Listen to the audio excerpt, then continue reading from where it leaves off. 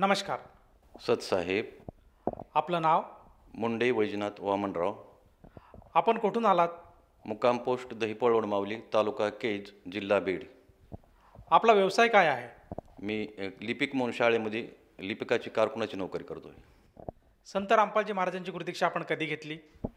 मी संत रामपाल महाराजांची गुरुदीक्षा 16 मे 2022 रोजी घेतली.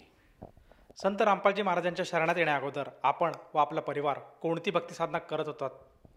संत रामपालजी महाराजांच्या शरणात येण्याअगोदर आम्ही ब्रह्मविष्णू महेशांची जी पुरोडी परंपरेने चालणारी भक्ती आहे ती भक्ती करत होतो. विशेष करून पांडुरंगाची भक्ती करत होतो. आम्ही पांडुरंगाच्या भक्तीमध्ये आम्ही त्यांच्या दिंडीमध्ये जाणे, त्यांची मूर्तीपूजा करणे, त्यांचा सकाळी आरती वगैरे म्हणणे, कीर्तन करणे, म्हणजे कीर्तन श्रवण करण्याकरता जाणे, भजन ऐकणे, अशा प्रकारची भक्ती आम्ही आमच्या वडिलोपार्जित भक्ती होती ती भक्ती करत होतो. सर, जसं तुम्ही सांगत आहात की आपण महाराष्ट्रामध्ये जी प्रचलित भक्ती साधना आहे, जसे की देवी देवतांची पूजा करणे, मंदिरात जाणे, व्रतवैकल्य करणे, ही भक्ती साधना आपण करत होतात. आणि महाराष्ट्र जर म्हटला तर एक संतांची भूमी आहे आणि महाराष्ट्रामध्ये माऊलीला मोठं स्थान आहे. तर हे सगळं असताना आपण संत रामपालजी महाराजांच्या संपर्कात कसे गेलात आणि संत रामपालजींचा जो मार्ग आहे तो आपण कसा स्वीकार केला? माझं काय झालं होतं की या भक्तीत येण्यापूर्वी 13 जानेवारी 2022ला माझा मोटरसायकल घसरून पडल्यामुळे ॲक्सिडेंट झाला होता. माझ्या पायाच्या शिरा क्रॅक झाले असं सांगितलं होतं. साई हॉस्पिटलमध्ये मी त्या ठिकाणी ट्रीटमेंट घेतली होती आणि साई हॉस्पिटलच्या डॉक्टरांनी ज्यावेळेस मी दवाखान्यामध्ये दाखल झालो त्यावेळेस माझ्या पायाला एवढी सूज आली होती की त्या वेदना असह्य होत्या. ह्या असह्य वेदना मी कदापि सहन करू शकत नव्हतो. डॉक्टरांनी सूज आलेली ती सूज कमी करण्यासाठी त्यामध्ये इंजेक्शन देऊन त्याच्यातलं रक्त बाहेर काढण्याचा प्रयत्न केला. त्यावेळेस मला इतक्या यातना झाल्या की जणू काही यमयातनाच झाल्यासारखे मला भासले आणि आपलं जीवन हे खूप दुःखी आहे, मानवी जीवनामध्ये दुःख भयानक आहे हे त्यावेळेस माझ्या लक्षात आलं. आणि माझं ते रक्त काढल्यानंतर अर्धा तास माझे अंग सगळं शरीर थरथर थरथर कापत होतं. मग आपल्याला याच्यातून कोण बचवील, कुणीतरी बचवील का असं मनामध्ये माझ्या एक विचार येत होता वेगळ्या प्रकारचा. पण मला काहीच सुचत नव्हतं आणि ही पूर्वीची भक्ती करूनही काही मला त्याचं फळ मिळालेलं नव्हतं. म्हणून आमच्या पाहुण्याकडून मला ही संत रामपालजी महाराजांची ज्ञानगंगा पुस्तिका मिळाली आणि ती ज्ञानगंगा पुस्तिका ज्यावेळेस मी वाचली, ज्यावेळेस माझ्या पायाला प्लास्टर करून मी बेड रेस्टसाठी घरी थांबलो त्यावेळेस मी जवळजवळ 10-12 दिवस ही ज्ञानगंगा पुस्तिका आणि परमात्माचे हे सत्संग आणि परमात्माची आरती नित्यनियम हे सगळ्यांचा त्यावेळेस मी सगळं ऐकत होतो. त्यावेळेस मला वाटायचं की हे संत रामपाल महाराज ह्या जगाचा उद्धार करण्यासाठी आलेले एक महान परमात्मा आहेत आणि अशा परमात्मांची नामदीक्षा आपण लवकरात लवकर घेतली पाहिजे अशी माझ्या मनामध्ये प्रेरणा निर्माण झाली.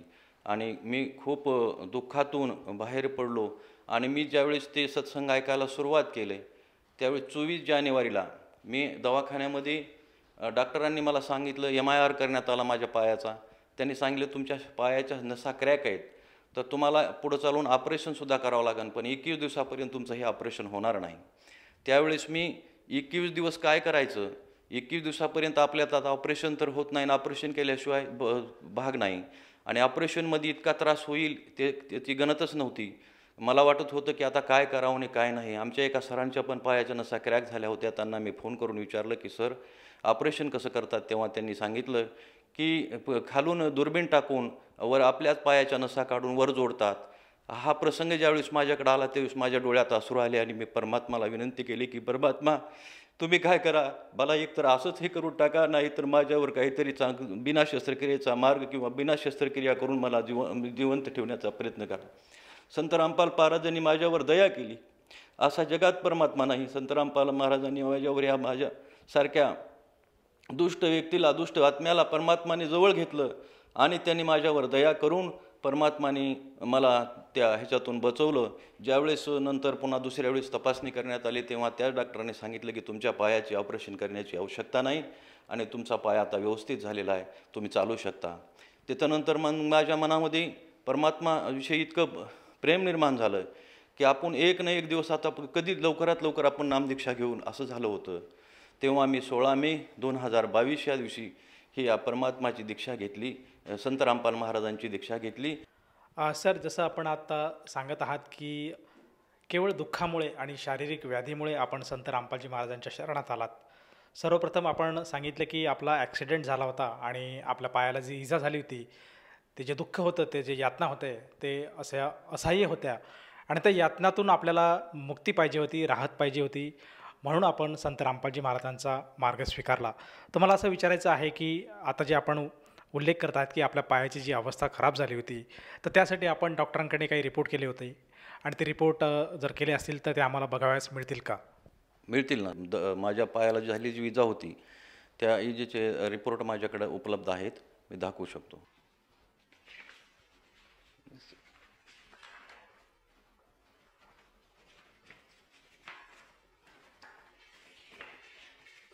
की हे सगळे रिपोर्ट डॉक्टरांनी सांगितलं होतं की तुमच्या पायाचं ऑपरेशनच करावं लागेल, परंतु परमात्माच्या संत रामपालजी महाराजांच्या दयेमुळं हे सगळं माझं विघ्न टळलं, ऑपरेशन करायचं टळलं आणि आता मी सध्या थंडणीत आहे. परमात्माचा दंडवट पण मला बगड्यावर टेकून उभा राहून घेता येत आहे. सर, जसं तुम्ही दाखवलं आहे की श्रोत्यांना की संत रामपालजी महाराजांचं नामदीक्षा गुरुमंत्र घेण्या अगोदरच केवळ आपण संत रामपालजी महाराजांची पुकार केली आणि त्यातून संत रामपालजी महाराजांनी आपली सुटका केली आणि जे आपलं होणारं ऑपरेशन आहे ते सुद्धा टळलं.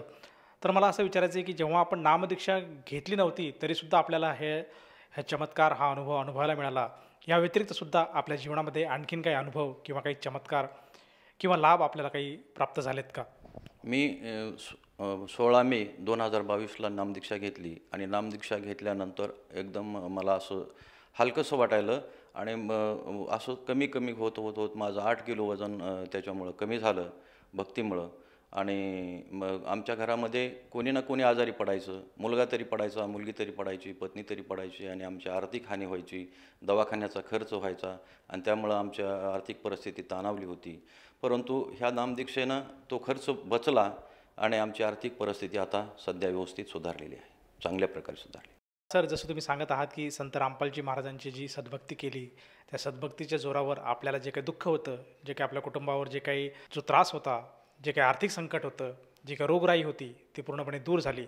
तर आपल्या ह्या अशा अनुभवातून आपण आपल्यासारखे जे आपले मित्रपरिवार आहेत, त्याचप्रमाणे जो श्रोतावर्ग आज टी व्ही चॅनलच्या माध्यमातून आपल्याला बघत आहेत आणि जो दुःखी कष्टी जो व्यक्ती आहे तो आपल्या संकटांपासून मुक्तता पाहण्यासाठी परमेश्वराचा शोध घेत आहेत, अशा सर्वांना उद्देशून आपण आपल्या अनुभवातून काय संदेश द्याल?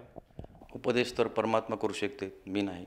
परंतु मी एक विनंती करीन की प्रत्येक व्यक्तीने दुःखी म्हणण्यापेक्षा सगळ्याच व्यक्तीने परमात्माच्या शोधात आणि सद्गुरूच्या शोधात असलं पाहिजे आणि असा सच्चा सद्गुरू, असा चांगला परमात्मा, सच्चा परमात्मा ह्या प्रत्येक व्यक्तीने नामदीक्षा घेऊन आपलं जीवन मुक्तीच्या मार्गाकडे नेलं पाहिजे, असं एवढीच मी त्यांना विनंती करू शकतो. सर, जसा आता आपण उल्लेख केला की सच्चा परमात्मा, सच्चा गुरु, तर जो जनसमुदाय आहे, जो श्रद्धाळू वर्ग आहे, हा कशी काय पारख करेल की आजच्या घडीला संत रामपालजी महाराज हेच सद्गुरू आहेत किंवा सच्चा गुरु आहे?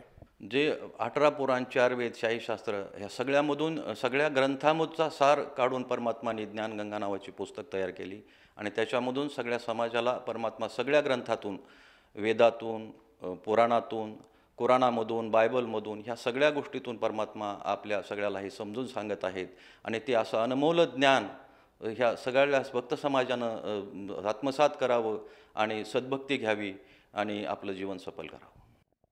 सर, जर एखादा साधक आपल्या आव्हानाला साथ देत असेल आणि त्यालासुद्धा जाणवत असेल की आपणसुद्धा संत रामपालजी महाराजांची नामदीक्षा किंवा गुरुमंत्र घ्यावा, तर ती व्यक्ती संत रामपालजी महाराजांची नामदीक्षा कशी घेऊ शकेल? आता जो आपण हा कार्यक्रम पाहत आहात त्याच्यावर सत्संगामध्ये खालच्या पट्टीमध्ये नंबर येतात, फ्लॅश होतात नंबर आणि ते नंबर तुम्ही हे करून कुठल्याही परमात्माने सगळ्या जिल्ह्यामध्ये नामदीक्षाची व्यवस्था केलेली आहे. प्रत्येक जिल्ह्यामध्ये नामदीक्षा केंद्र आहे. तर त्या नंबरवर तुम्ही संपर्क साधून नामदीक्षा केंद्रावर जाऊन विनामूल्य निशुल्क अशा प्रकारची ही नामदीक्षा घेऊ शकता. येथे 1 रुपयाही नामदीक्षा घेण्यासाठी लागत नाही. धन्यवाद. सत साहेब. संपूर्ण विश्वामध्ये 500 पेक्षा जास्त नामदीक्षा केंद्र आहेत, जिथे निशुल्क नामदीक्षा दिली जाते। निशुल्क नामदीक्षा प्राप्त करण्यासाठी आणि अधिक माहितीसाठी संपर्क करा 7030303951 7030303952। अद्वितीय आध्यात्मिक ज्ञान वाचण्यासाठी, पाहण्यासाठी आणि ऐकण्यासाठी संत रामपालजी महाराज ॲप अवश्य डाउनलोड करा किंवा आमची वेबसाईट www.jagatgururampalji.org वर विजिट करा। आम्हाला सोशल मीडियावर फॉलो करा। सर्व पवित्र धर्मांच्या पवित्र शास्त्रांवर आधारित प्रमाणित अनमोल पुस्तक ज्ञानगंगा किंवा जगण्याचा मार्ग यापैकी कोणतेही एक पुस्तक निशुल्क मागवण्यासाठी आपण आम्हाला आपले पूर्ण नाव, पूर्ण पत्ता, पिनकोड आणि फोन नंबरसह लिहून 7030303951 किंवा 7030303952 या नंबरवर SMS करू शकता किंवा 7030303950 या नंबरवर व्हॉट्सअप देखील करू शकता।